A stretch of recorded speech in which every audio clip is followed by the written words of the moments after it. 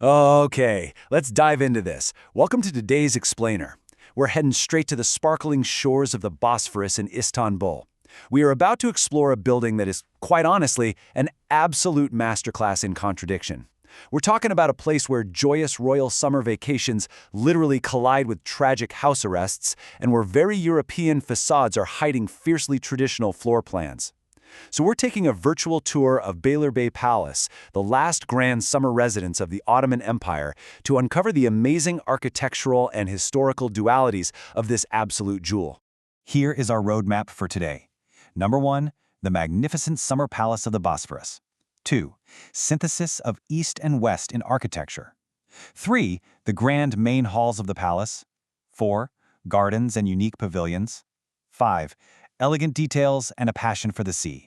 And finally, number 6, historic guests and the present day. Let's kick things off with Section 1, the magnificent summer palace of the Bosphorus.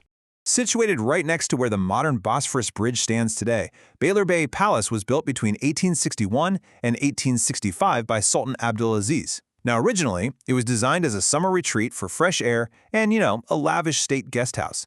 But the duality of this palace's history hits you almost immediately. If we fast forward just a few decades, this joyous seaside resort actually transforms into a gilded cage. From 1912 to 1918, the deposed Sultan, Abdulhamid II, was kept here under strict house arrest.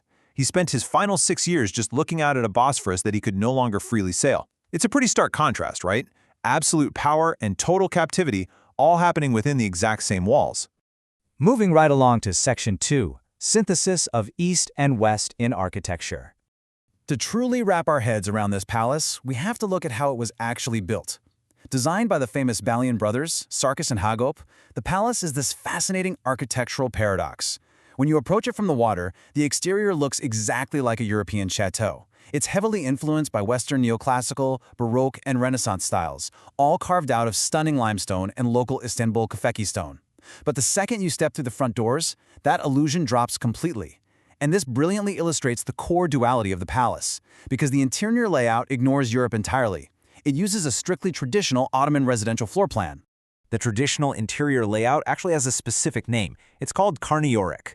Literally translating to split belly, it refers to a massive central hall that runs right down the middle of the building, with rooms branching off perfectly symmetrically on either side. It's a design that spatially grounds the entire palace in deep-rooted Ottoman tradition, so it completely betrays that Western facade you just saw outside. That brings us to Section 3, the grand main halls of the palace. So, stepping further inside the main building, you'll find the space is strictly divided into two distinct sections. First, you have the Mabeyni Humayun, or Selamlık, which is the highly official, wildly grandiose public face of the palace. Think of it kind of like the ultimate executive office space. This is where state affairs were conducted and foreign VIPs were dazzled. Then, you have the Harem-i Humayun. This was the highly private family domain of the Sultan and the Queen Mother. It's essentially the equivalent of a highly secure private penthouse. While it's still exceptionally elegant, the harem features a much simpler, more intimate style of decoration compared to the dazzling Selamlık. Now within that official Selamlık section, there's a really fascinating micro-mystery. Why on earth would the architects put a massive splashing water feature right in the middle of a room that was dedicated to top-secret diplomatic meetings? Well, the answer is sheer genius. The pool hall on the ground floor features this colossal marble fountain. And yes, it was highly functional for a summer palace, cooling the air naturally and providing a really soothing atmosphere. But its true brilliance was acoustic.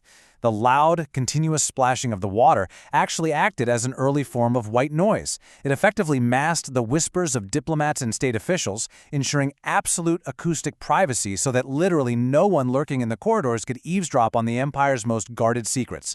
How smart is that? Moving upstairs in the Selamlık, the opulence just intensifies. We find the Blue Hall, which was the ceremonial heart of the palace. It's surrounded by these stunning blue-veined faux marble columns crafted from stucco.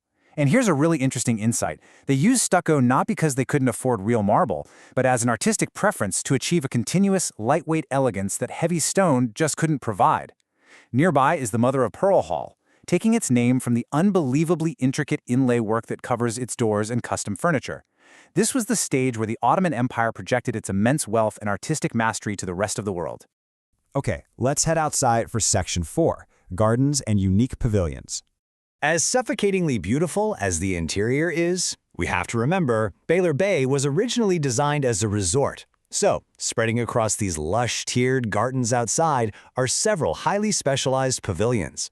Right down on the waterfront, you have two symmetrical marine pavilions with these charming tent-like roofs, one for the harem and one for the selam look. Tucked away by a large garden pool is the Marble Pavilion, which was designed purely as a shaded, cooling retreat. And way up on the top terrace sits the elegant Yellow Pavilion, serving as a quiet little rest house. But of all the outbuildings, the stable pavilion is perhaps the most extraordinary, and it's entirely unique in Ottoman palace culture. Sultan Abdulaziz loved his horses so much that he had them housed in sheer luxury. The horses actually ate from beautifully carved solid marble troughs. And if you look up, the ceilings of the stable are painted with masterful portraits of horses and other animals. It's a really powerful testament to the intensely personal passions that shaped this entire complex. Which brings us to Section 5, Elegant Details and a Passion for the Sea. Transitioning back inside, the decor actually functions as a fascinating psychological profile of the Sultan.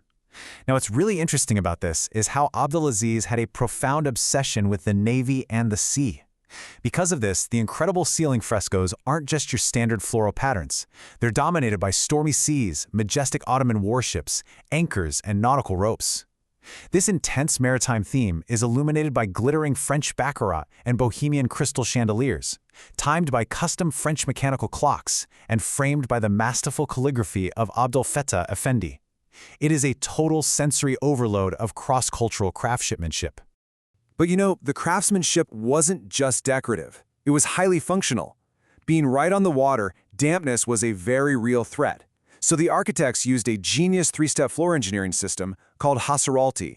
Step 1, they built special moisture barriers right into the stone foundation.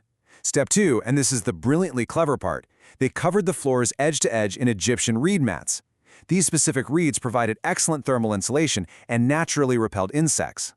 Finally, Step 3, they rolled out massive, incredibly heavy, luxurious Hire carpets right over the mats. It was essentially an invisible, highly effective climate control system. Yet amidst all this perfectly engineered luxury, the palace harbors a deep, deep melancholy. Sultan Abdulhamid II spent his final years here under house arrest. Confined mostly to the harem section, the once powerful ruler passed his days practicing his lifelong hobby of carpentry. He actually built custom furniture in a small workshop set up right inside his gilded cage. The contrast between the breezy, joyous summer architecture and the stark reality of a deposed monarch quietly working wood in confinement, it's incredibly poignant. Let's move on to our final section, number 6, Historic Guests and the Present Day. Before it was a prison, however, it was a grand stage. Beylerbeyi was the Ottoman Empire's premier VIP guest house. Just look at this roster. Emperor Franz Joseph of Austria-Hungary, Nasreddin Shah of Iran, and later King Edward VIII of the United Kingdom. But the most legendary visit was from Empress Eugenie of France in 1869, while she was en route to the opening of the Suez Canal. So the crucial point is, she was so absolutely mesmerized by the craftsmanship of the palace doors that she had exact replicas made for the Tuileries Palace back in Paris. Honestly, that is the ultimate architectural compliment. Fortunately, this magnificent space hasn't been lost to time. Let's move to the present day and see how this builds into our experience now. Beylerbeyi Palace currently operates as a meticulously preserved museum palace under the National Palace's presidency. Visitors can stroll through those very same terrace gardens, grab a coffee at the seaside cafeteria, and experience firsthand the breathtaking synthesis of East and West. It truly remains an indispensable highlight of any cultural tour along the Bosphorus. Which leaves us with this final thought. Beylerbeyi Palace is a monument completely defined by its dualities. An exterior looking toward Europe, wrapping an interior fiercely loyal to Ottoman tradition. A house built for the fresh air of summer that ultimately served as a suffocating prison for a fallen sultan. So the next time you see a picture of the Bosphorus, look for that palace by the bridge and ask yourself, what whispered state secrets are still echoing over the splashing marble fountains inside? Thank you for joining me on this explainer, and keep exploring.